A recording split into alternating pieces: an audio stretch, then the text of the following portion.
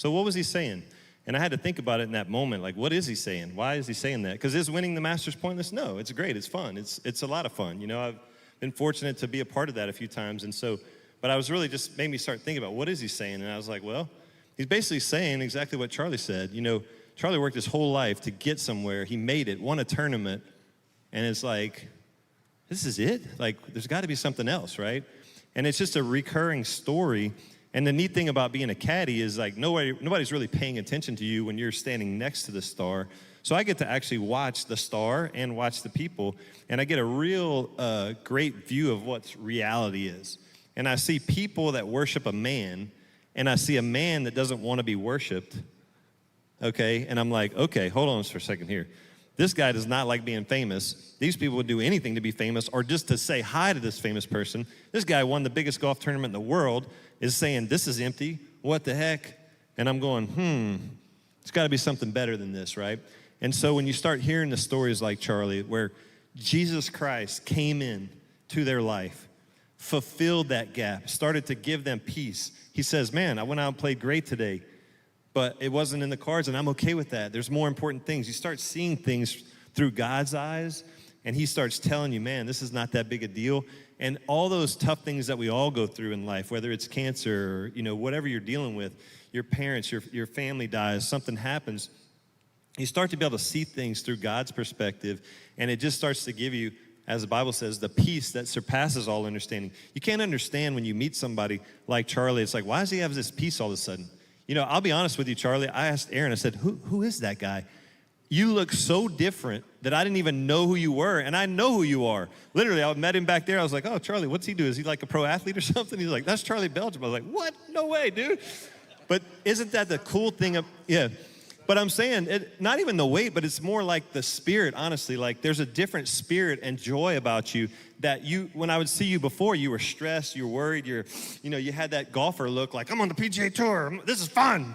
I said, it's fun. You're like, okay, buddy, nobody's questioning you that this is fun. I'm living my dreams. Okay, buddy, keep living your dreams, you know. I know there's a lot of you living the dream. Okay. But, you know, the reality is like, man, why does everybody hate this so much? And I think the reason why they hate it is because you use the word, an expectation. Like, man, what my family expects me to keep doing this. My friends, they know how hard I've worked at this. There's an expectation, there's pressure. It's like, Scotty Scheffler, you're #1 in the world. You're supposed to make putts. How is he missing putts? What's wrong with him? Well, when you hit it 2 feet on every hole, it looks like you should be making every putt, right? But it's like this crazy mentality. And man, it's such a blessing to be in the environment and be able to step 1 foot back and just watch it and just go, man, this is chaos, and I don't want any part of that worldliness, you know. And trust me, it draws me in too. I get sucked into it sometimes as well. But when I step back and just observe, it's so clear to me that there is no fulfillment in that, none whatsoever. So here's how you can go and have joy in those moments. You can go and be present and enjoy the heck out of the Masters and compete to win. And if you win, dude, that was so fun. And if you lose, man, that was so fun. I'll say one more thing, as I like to talk a lot. One of my good friends, Jim Murphy, explains it like this. He said, think about when you get on a roller coaster, right? You're going up that roller coaster, tick, tick, tick, tick. And as you're coming over the edge, your mom doesn't have cancer.